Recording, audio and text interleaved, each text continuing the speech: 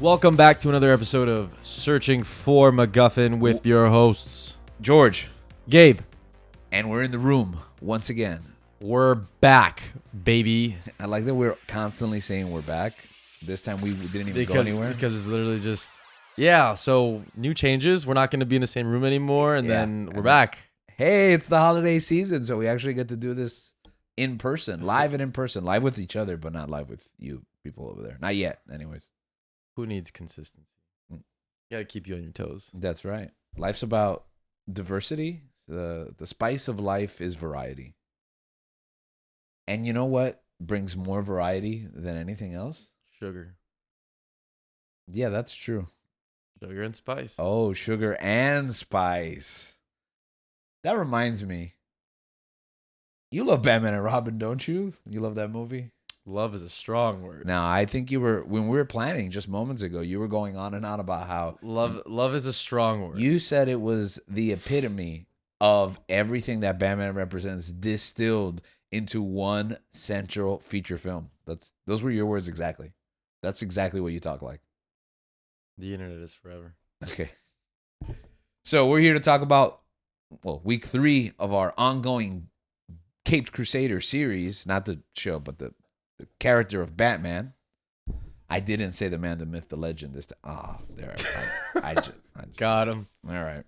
So we're going to focus on what this week, Gabe?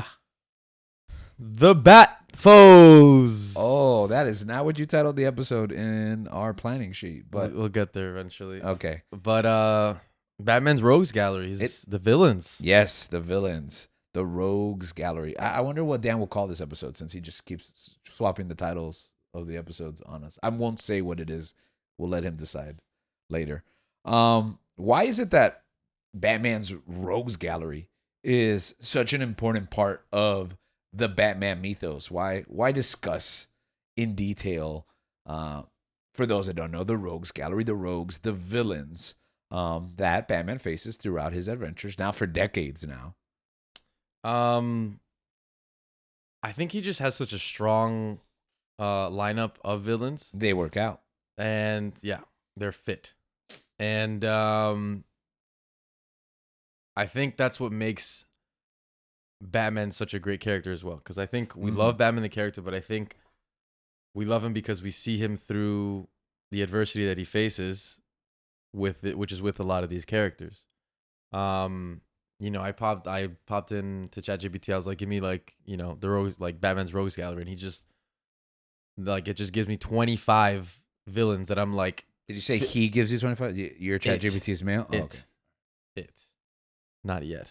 Okay. And yeah, it just popped off 25 villains like that, and I'm like, And it didn't even cover all of them, right? 15 or 16 of them were just like, that's like something like probably everybody knows. Some of them are more obscure, but Yeah. or just not. But there's like at least a dozen A-listers, right? Yeah, it gave me what's it called? It gave me major, and then it classified that's top 10, and then other notable, and then lesser known. And some of those lesser knowns are my favorite, which we'll get to. Yeah. No, I think he has such a consistent, lineup of great villains, and I think where other Rogues Galleries fail, like Superman or the Flash. Flash also has a very strong. Yeah, I think when you gallery. think the term Rogues Gallery, you think Batman and the Flash. Yeah. And for different reasons. I think the Flash ones are like, they're also kind of a joke, but they're so intrinsically tied with Flash. And I think in the past like decade or two, let's say 2, since like the turn of the millennium, I think they've really reinforced them being a threatening force. Yeah. Because of their unity. And that's the thing. Batman's foes are united. They're all so strong on their own, but when they all come together and you bunch them together, it's so natural and they work together so well because they have this common driving force, which is their villain. They're defined by their villain, which is our hero, and I think he's defined by his villains. And I think when you look at the different mediums of storytelling and how they're portrayed throughout comics, throughout movies, animated films, TV shows, I think there's such a strong. I mean, obviously, like there's so much being made that some of them are gonna miss, obviously. Yeah. But I think for the But most it's hard to. Yeah. I think when they miss, we're super disappointed because we're like, how did you screw this up? Yeah. Whoa. But I mean, a lot like that's what like we were saying before. First, I think interactions or experiences with these characters is like for me, I was like a lot of those like films that I watched and like the cartoons, the animated series, and things like that. And I think we'll get into a list of them. Yeah. But a lot of times like those are my first experiences with those characters, and then like you go back and read and you're like, oh, this is what this character's like. After you've already painted, like you kind of like had this idea of this, gimmicky character in your head, and then you go back and read it and it's like, oh, that's kind of cool. And I think even when a character is gimmicky at first, they can be redefined later on and given, more teeth, which I think happened to a lot of characters when we were growing up. We grew up in a great time because, like me personally, as Batman the Animated Series is going on, and you a little behind, it was, the remnants of that were still moving forward. And I know that the work of Paul Dini and Bruce Timm helped to shape some of those like classic villains into much stronger characters. We talked a little bit about that in the previous episodes as we were talking about the different iterations of Batman. But let's do a little bit of more of a deep dive on those. So I don't know where you want to start. Yeah, I think we can start with, I think one of the best animated movies for me, at least. Or at least I enjoyed this one. Mystery of the Batwoman. That's a movie? Batman and Harley Quinn. Yeah, those are actual movies. Batman well, and at least Son. I think this is one of the first books, like graphic novels I remember reading was Hush. Oh, yeah, yeah. And that's a newer by like 2.5 decades now at this point. Yeah. But that got me back into comic books. Yeah. The art of Jim Lee and just the epicness of that. So go ahead. What is it that draws you towards Hush? I think I just... This man right here, right? Yeah. I enjoyed the fact that obviously Batman is a detective, but I feel like this really had a strong mystery angle to it. Batman like feels some sort of like he senses something, like something is different about a miss. Yeah. And the fact that it ends up to be, I mean, I don't want to ruin it for anyone, but I mean, they've had 2.5 decades. You should go read or watch that movie. You probably shouldn't watch the movie. I wasn't a fan of the animated adaptation. Yeah, they switched the ending, and I didn't think it hit as strong. That. Yeah. We won't talk about that. You can go watch the animated, but I would definitely recommend going and getting. I have Absolute Hush, which is like this giant volume of the entire run, and it's beautiful. If you can get your hands on Hush, any version, any graphic novel of Hush, read that original story. Yeah, and I don't know. I think because that was one of my first like actual graphic novels that I read, that like Hush was always a character that I think stays with me, has stood with me. I think I'm very, biased towards the movies and all those things, and I think we'll talk about a bit about that later. But as far as like reading those stories, I think that's one of the main, stories that I really enjoyed. I think since it's so pivotal, I think getting into like starting, I guess, my Batman journey. Yeah, I grew up reading these stories, and there wasn't a lot of media on it, so it was very difficult to track down because we didn't have the accessibility that we have now. There was no Amazon. They did not collect them like they do in Barnes and Nobles now. So it was just single issues, whatever you would find at a swap meet. I'd go to Town and Country Mall, right, for at the baseball card emporium or at a convention there. And you would read pieces of stories, and you would only have fractions of these ideas. But what I would do is like, and I know a lot of people would do this at the time, was read those like encyclopedias, the DC encyclopedia, study like the Marvel encyclopedia. Oh, that was like Star Wars with like that like old timey art on the front. Yeah. I remember those. I remember reading those. I used to do that. I used to look at all the characters and like look at their origin, look at their first introduction and their different aliases, and they would show up in a cartoon or a comic book, and you'd be like, "Oh, I know this guy," even though you've never actually interfaced. I forgot about that. Yeah. Yeah, and it's funny because like as a kid, you don't want to study. Most kids don't care about school, and I didn't. But I remember studying for hours, and when we got the internet, it was over. Yeah. It was like I could get a doctorate in like these stupid things. Yeah. And it was constant conversation. That was like the politics of childhood. Like which hero could beat what hero? Like what's the best rogues gallery Yeah, villain? it was almost as if it was like a Bible, like in a sense. Yeah, absolutely. Yeah. It was the, well, I've always said this, the mythology of our time, right? Yeah. It was, those were our Hercules, our Zeus, etc. Sometimes actually literally Hercules and Zeus. But yeah, so, and Hush, we talked a little bit about it in the previous episode with the Bat Family. One of those Robins, it kind of seeds the Red Hood story, which is actually a really good story as well. Yeah. And I just think it ushers in like a new generation into pushing the Batman mythos forward, you know, bringing Jason back, a controversial decision at the time. Red Hood's a great villain, then becomes a great member of the Bat family. It's just, it started dipping the toes. And what I like about books like Hush, The Long Halloween, is that they kind of give you a crash course on all the villains. Yeah. At some point through this series, you're going to get presented with all of them. So it's like a nice book for, especially a new comic book reader to jump into. Yeah. Because you're like, oh, this guy, and that guy. And it's kind of, like I said, a crash course. So he's a great villain. Introducing a new villain this late into the Batman mythos. There's a couple of new villains that have arisen in years, but I think Hush has had one of the greatest impacts. For sure. And I think something that helped me with, I guess, some of the lesser known villains was actually a new show that came out on Amazon this year, right? Yeah, the Capes Crusader. Yeah, Capes I mean, just Crusader. a few months ago. I Yeah. believe. Time goes by real fast. But Yeah. That show was,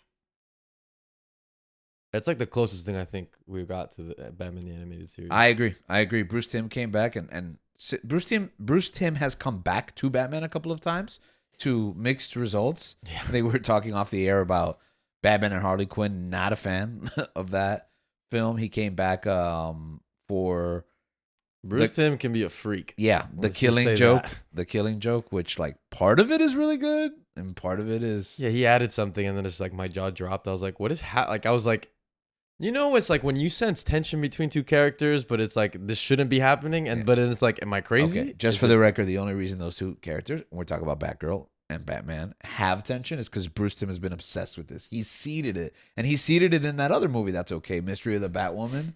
That's where it starts. like it's also, I mean, I'm not gonna blame the guy. Like I thought about that with Justice League with Batman and Wonder Woman. Oh no, that's a good one. That was there, I right? like shipping. Yeah, that was Yeah. there. I like, yeah, especially when they get turned into little kids, and That was such a good episode. she's pretty open about her crush. Yeah, but back to Cape Crusader, a throwback to a time. The great thing about Batman the Animated Series is that it's like timeless in the sense that it's nostalgic. There's like Zeppelins and black and white yeah. TV, but they have supercomputers, right? But this goes even further back. Like I think it's even more grounded in its timelessness by Yeah. being very, Feels very 40s. yeah. It feels very, I could even say archaic. Yeah. And it goes back to villains that even Batman the Animated Series wouldn't touch. So what were some of those villains that you were introduced with? I the think, first time? and I think we were talking about this was Firebug, or like I thought it was Firefly, but it was Firebug. Yeah, it's Firebug. It's a different guy who also is insect themed, who also is an arsonist. Like, get your own thing, Firebug. But I believe he predates Firefly. Actually, I There think. was, because the first time I ever saw that character was in Gotham, actually. Firefly. Either Firebug. Well, or- I he's think it was- Firefly. Firebug is, they're like using him for the first time. Everybody uses Firefly now, Okay, which is it's a better name, anyways. But they're basically the same character, but they're different people. that's so interesting as to why that is.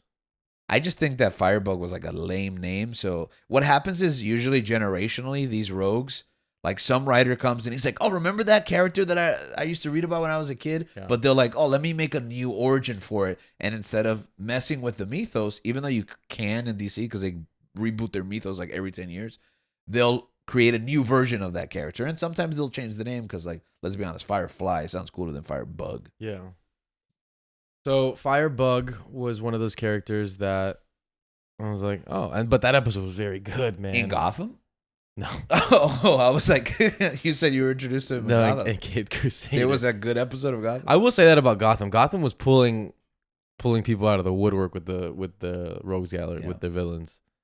the show sucks, but Yeah. still. So Bruce Timm tries not to repeat the villains that he used in Batman the Animated Series, which I think is a testament to why that show is good. Yeah.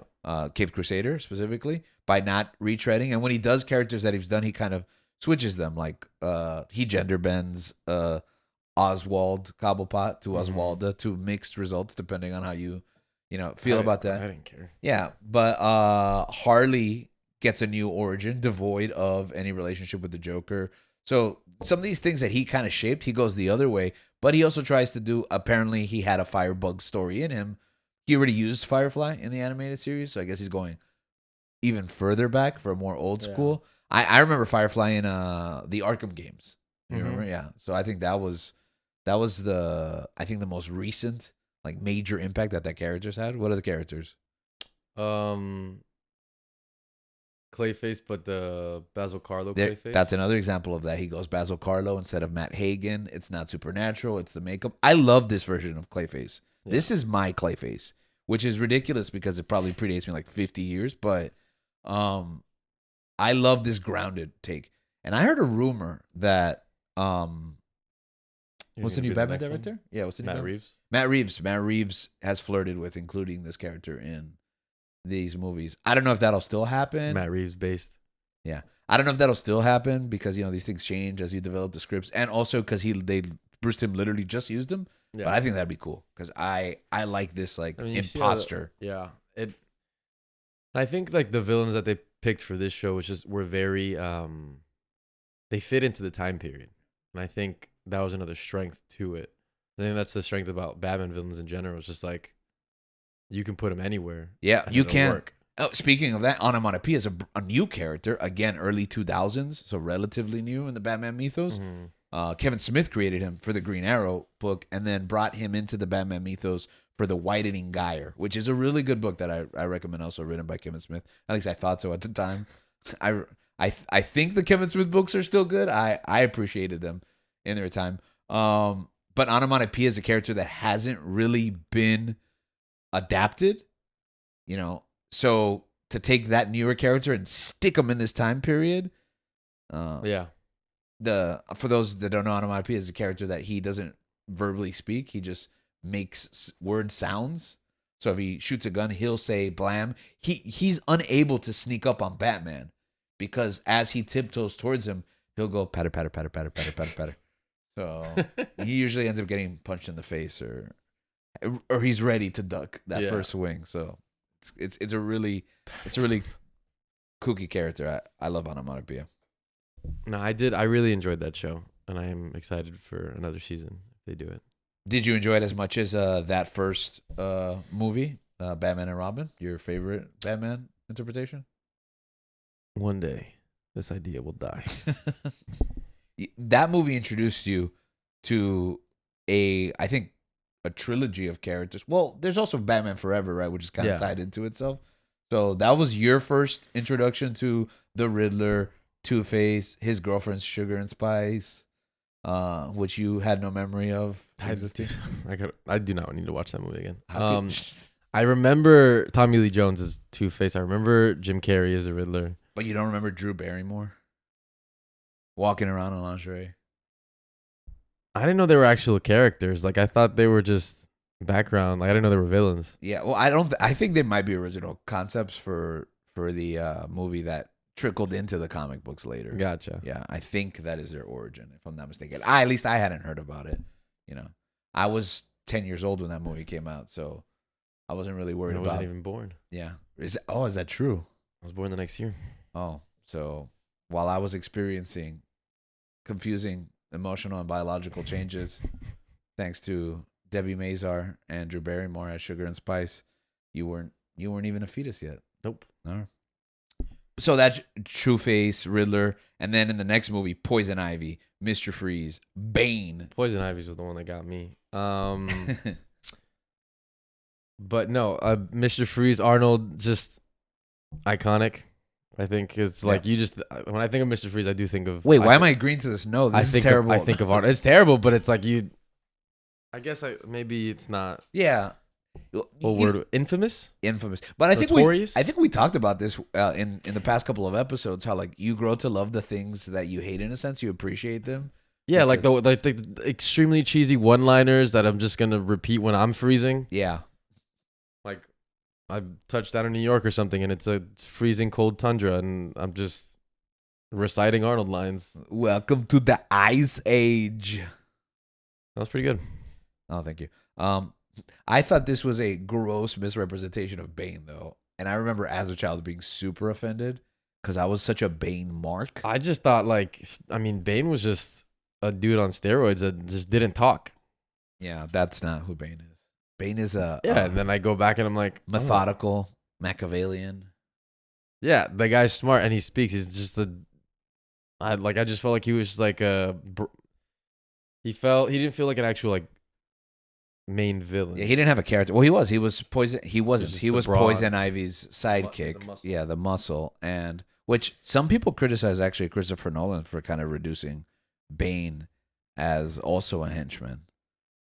I know he drives the narrative mostly, so I don't feel that way entirely, but I can also see that criticism. I see what they're talking about. I don't necessarily agree with it. Yeah, I mean he deploys the plan, but I guess there's a question of whether he actually constructs the plan. Is he just doing, the League of Shadows or Talia's bidding in that movie? But for me, Bane will always be a luchador. He will have a Spanish accent. As I forgot the actor, the guy from the Princess Diaries, the butler, Hector Elizondo. Oh yeah. He played him in the Batman animated series. He had a full lucha mask and tights. Loved that.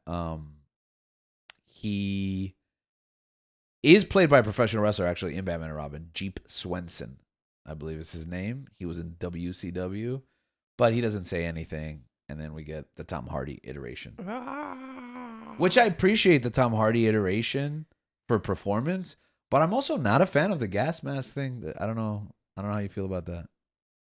I know they couldn't do a lucha guy. Yeah, but they did what they could. yeah, I guess the fact that he's bald. Why doesn't the helmet cover his whole head? Like, why is he bald? I remember seeing pictures of like when they were filming, and he got like a crazy tan for that. It was just like that's like the tan imprint of the mask over his head. That sucks. Yeah. Poison Ivy, Mr. Freeze. What did you get to grow in your understanding of these characters over time, or? Yeah, I read a couple of runs with them in it. Not necessarily. I don't feel like I didn't read much Bane. But Freeze and Poison Ivy also obviously playing the Arkham games. With Poison Ivy. Yeah, I don't feel like I read too much about Bane. Because Bane, he's not a consistently used. I think some of his best stuff is actually in the Suicide Squad comic. Uh-huh. The thing about Bane is that he had a strong push in the 90s when he was introduced. So I think it proves that you could create an epic villain by just giving them a monster heel push in wrestling vernacular.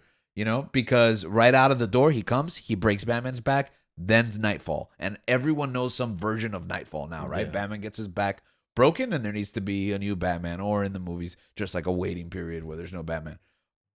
Superman had a similar situation. Doomsday was just introduced as a character, immediately kills Superman, and then we have the search for a new Superman, the return of Superman, etc. And these characters have just been iconic mostly just because of that one singular story. Yeah. There's good stuff out there, but that's like they're known for their debuts because they literally like froze the nation. I remember those things being reported on the news. Like Batman's broken, Batman retired, Superman's dead. There's no more Superman. And as a kid, you believe the news. You're like, that's it. There's never going to be a Superman. It's like believing in like the wrestling. No, he's retired. He's never coming back. And you're just mad at the comics. Yeah. Yeah.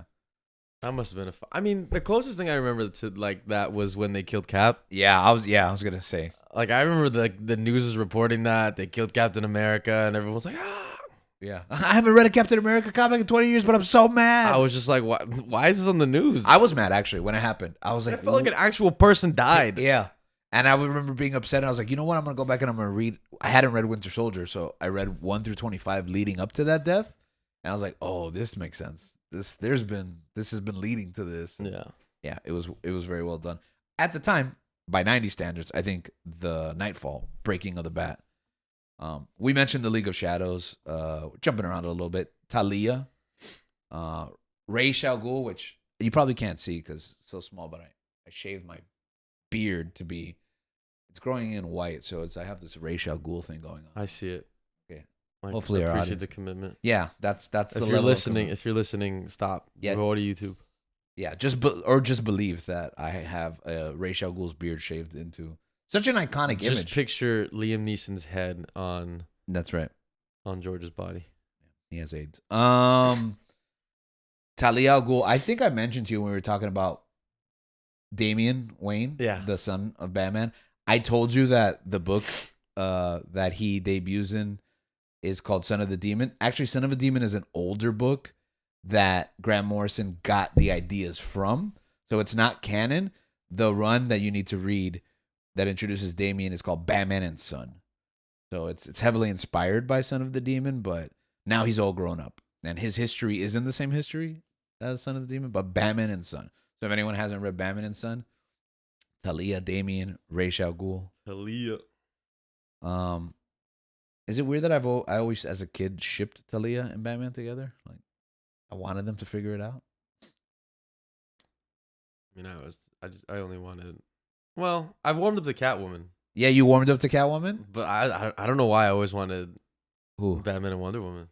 Oh, that's going, for me, that was always too ambitious. You can't go outside of the book. It's not like Wonder Woman's going to be in every Batman comic. Yeah. You know, so you got to be a Batman character. And yeah, they've been pushing this Wonder Woman thing. It was actually really weird when I read Hush, because for me, Catwoman was always a bad guy. And then she's like with Bruce in Hush. Batman and Catwoman are together. And that was very jarring at that time because I hadn't really contextualized her as a hero. But then you read Catwoman When in Rome, which is a great book by Jeff Loeb and Tim Sale. And then the movies. Yeah. Yeah. They kind of ship them together in Batman Returns. That's my Catwoman. Yeah. Michelle Pfeiffer. And I think I really enjoy that dynamic. You know, the complexity of their relationship, you know, on opposite ends. Yeah, because Batman is such an extremist that typically you wouldn't want like the good guy to be with a girl like Catwoman, but Batman needs to like loosen up. Yeah. Yeah. And if that means being mirrored by like this complete chaos, this hot mess of Selena Kyle. Yeah. And I really liked how they did it in Cape Crusader too. Yeah, you like that interpretation? Yeah. I thought so too. I enjoy it. People didn't? Some people were critical. Really? There was this one guy that used to be on this show that was not impressed by it, but his opinion doesn't matter anymore. Where did he go? Remember Kidnapped in the Jungles. That's true. But yeah, I thought, Cat, why do you have Batgirl on this list? What is this? What is this category here? Catwoman, Talia. Then he bleeped this out. I can't guarantee he'll do that. So this category was just bat females that that's what Batman has been with. Okay. He has. I reject any time that he's with Batgirl. That did not happen. That is not canon. That is not. Like when I tell you that happened and they showed it happening, we were watching this movie in a theater. And we were like, looked at each other, we were like, what is... The movie was great. And then that happened and I'm like... The thing is, it wasn't great. Because it's like 12 minutes in. It's like the first thing that happens in the movie. I really like that movie. Yeah, no, it gets super great because you forget. No, because the movie starts well. Like, it's just like they're... It's a chase sequence, isn't it? Yeah, and I like that. Yeah, it was fun. It was like 12 minutes. And then, bam, they sleep together. So that's still the beginning of the movie. And I was like, what? Yeah. Yeah. Not a fan of that. We talked a little bit about Nolan's representation of Joker. Ra's al Ghul. So... By the way, how do you pronounce it? What's your choice? Ra's or Ra's? Ra's al Ghul. Ra's al Ghul, yeah. Nolan, for some reason, says Ra's al Ghul. I think it would have been too hard for most audiences to understand what he was saying. Oh, okay. So you think it's Ra's al Ghul? I'd say Ra's al Ghul. Okay. So Ra's al Ghul, Liam Neeson. I don't know if I've shared this before, but I felt like such a dummy. That you didn't see that coming? Yeah, that I didn't see that coming. Like, I felt like... I thought the entire movie, even in the credits, that Christian Bale was Tom Cruise. That is true. I defended that adamantly. And I'm like, bro, that's Tom Cruise. What are you talking about? And then the credits roll, it said Christian Bale. I'm like, who the? Yeah.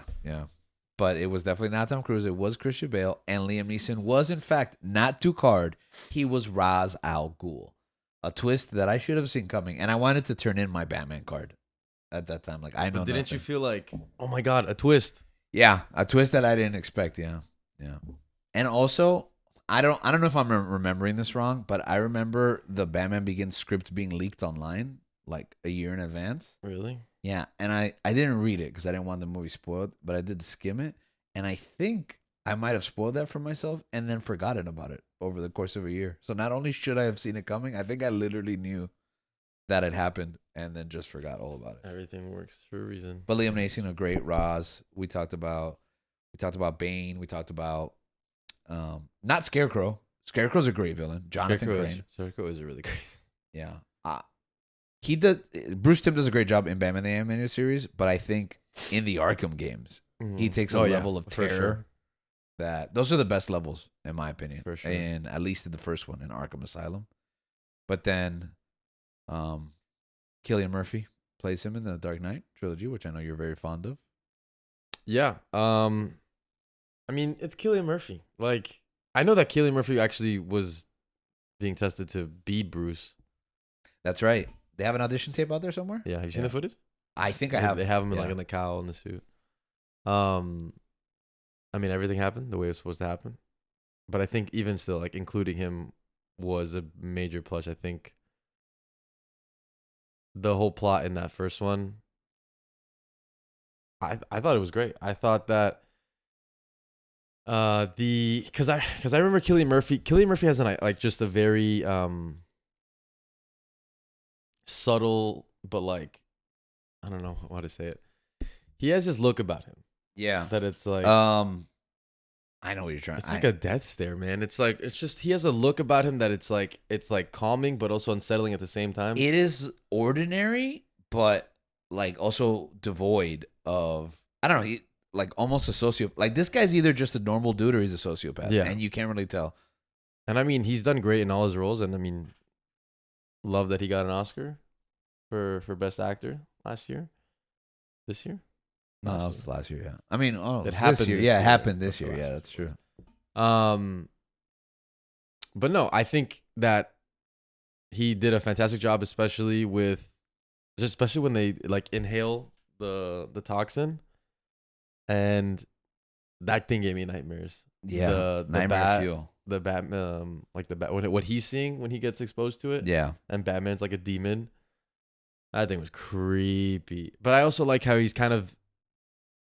in the mix in all three movies. Yeah. I do like that because it's like you have that thing where you're constantly fighting these people. That's the one time where we see exactly that recurring, like, oh, I got to lock this guy up again and again. Yeah. You know, they keep breaking out. Yeah.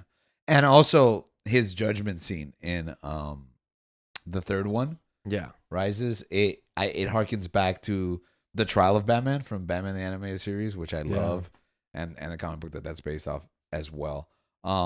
Finally, I think you can't. Well, not finally, but before we transition, I think you can't talk about Batman without this dude right here, the Joker. Why is this such an iconic character? He's just a crazy Batman. I think he might be one of, if not the greatest, film and comic, and maybe even literary villains. I think in history. I think there's a strong sentiment to that. I mean, it's just because like Batman, he is a man. And he has his makeup or the mask. And he is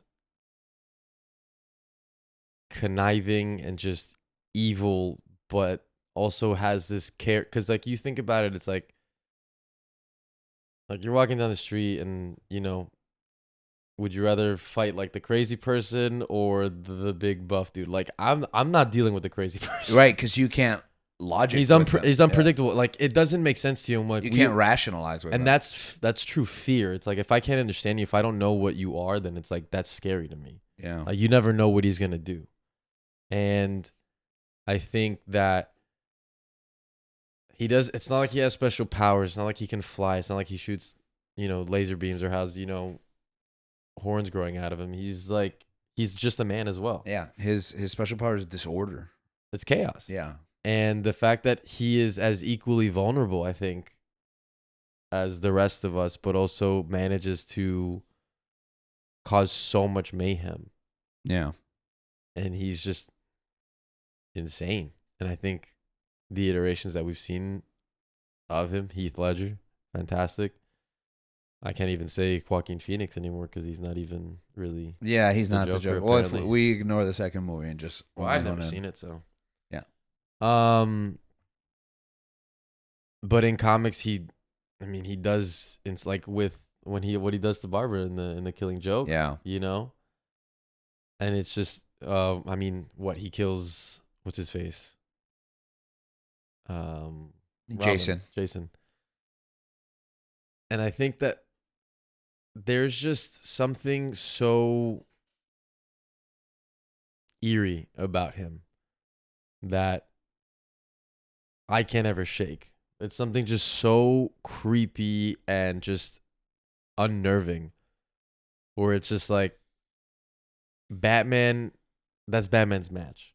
Yeah. I think like you said, it's a mirror, and I think he is the mirror to Batman. I think Alan Moore really touched upon it in The Killing Joke when he posits the thesis that it only takes one bad day. And I think that's what scares us about the Joker. That Batman, we love Batman. We've talked about it the last couple of weeks because he's just a man. You know, we believe that if you train hard enough, if you are determined enough, if you study hard enough, you can become the peak of what any human is capable of. But the Joker is if you go through enough trauma, if you give in to your inhibitions, you could also collapse into the disorder that is. You could swing one way or the other. Yeah. And I think what scares us about the Joker is that it's a lot easier to become the Joker than it is to become Batman. Yeah. You know, Batman is what we aspire to be. The Joker is what happens when humanity hits rock bottom. And I think that's a scary place to look at. And I think Nicholson has talked about it. You know, we've heard comments about Ledger's experience as the Joker, that exploring that character can be It takes a toll. Yeah, it takes a toll. It could be a scary place to look into, and I think we're scared. I think we're generally scared, and that's why I think he's the best written comic book character. He's one of the most iconic villains in media. I'd say like it's between him and Vader for me. Yeah, and I think also it's just because it's like that could be real. Like Yeah. that could actually happen. I could meet someone like that Yeah, out there. And I mean, there's been instances where, you know, like when Rises came out, yeah. and there was a guy like The Colorado shooting. claiming that and just shooting up a theater. It's like that's a possibility, and I think that's the scariest thing about, you know, him. I mean, you have what Mark Hamill's performance also like just Yeah. iconic. That's just truly like Yeah, we hone in so many times on like the visual live depictions of it, but so iconic, not just in the animated series, but in a multitude of films, animated films, and in one of the best animated films, Mask of the Phantasm, another one of the best animated films, Return of the Joker, and in the video games themselves. So he's kind of monopolized the best iterations. I just feel like it's like why Batman is my favorite hero. Why Batman, like, you know, it's the same reason. Like Joker's probably the best villain. You know, they feed off of each other. They work off of each other to raise themselves to those heights. I think in all different forms of medium. I think that when they get one, they hit the other one on like they hit the nail on the head with the other one. Yeah. And I mean, we'll see with the next one with because I love the Batman, but Well, I liked that one deleted scene with Barry Keoghan. I think the season's good. I think it's just appearance. I think maybe that's Yeah, but I think it could grow. But regardless of the way these characters are reinterpreted from generation to generation, you always have another chance to reevaluate and reanalyze them. Just like the rest of the Rogues Gallery, I think the Joker and the rest of the villains, they're profound to us because they reflect back that portion of society that we're scared to falling into, that madness. I think you mentioned escalation, which Nolan touches upon in his films. Like, do the villains create Batman or does Batman create the villains? yeah. Is there a causality there? Yeah. Where I mean, I think like what is it? I really thought about that like in Civil War when he's talking to like when Vision is talking to the Avengers and he's talking about like, Oh, I thought the A24 film Civil War. does he go like your very strength invites challenge? Yes. And you think about that. I think they did touch about that in the new Batman movie. Yeah. Where it's just like the Riddler felt inspired, like he felt like he was kind of like, oh, we're the same. Yeah. And that kept pushing him. And so I think that can be very real, because it's like not everyone's gonna look at the same situation the same way from the same perspective. Mm-hmm. As much as like we garner hope, we garner like we get like we have faith, like all the great things that Batman teaches us as a character. Somebody else can take those things and just run with it. Yeah. To be more extreme, to take it a different way, and to end up causing harm. And I think that Riddler was very like caught in between that Batman and Joker mentality, I think. But that's the thing. All those little things go into why Joker's such a great villain, why Batman's villains, are above the rest, I think. Yeah. I think they're the closest reflection to what we see in our enemies. I think we as people like to create enemies. We like to create divisions so that we can either have someone to point to, or so we can isolate that which we reject to kind of self-internalize. And I think Batman is fed in this cycle through his villains. And I think it's a cautionary tale to us, like what parts of those are applicable in the real world and which parts aren't. There's one villain we didn't really touch upon much, and that is Oswald Cobblepot. And I think there's a specific reason why we didn't. Because he's mid. Yeah, we don't like. No, it's not a big deal. Danny DeVito sucks. No, that's not why. There's a new show. Most of you have seen it. If you haven't, you probably should. Right? You definitely shouldn't. That's not a problem. That's like one of the best shows on TV. Like, what are you doing? Okay. Get back on your butt, get back on your couch, and watch this show. It's only how many episodes? 8? I think it's 8 Maybe or 10. No, maybe 10. Maybe 10. It's 10 episodes. So we're gonna give you a week to do that, because next week we're gonna do a deep dive on The Penguin on Max, the companion piece to Matt Reeves' The Batman. So we talked about Batman's rogues galleries, why they're important. We're going to do a little deep dive on Penguin specifically, and just all the kind of elements and ideas that were presented throughout that series. So, you want to do our outro for this week? Or? No. Okay. Oh. Guys, we hope you have a great week. And if you haven't watched The Penguin in this week or finished it, Homework. just what are you doing? Yeah, honestly, what are you doing? What are you doing? We love you guys. Keep on searching.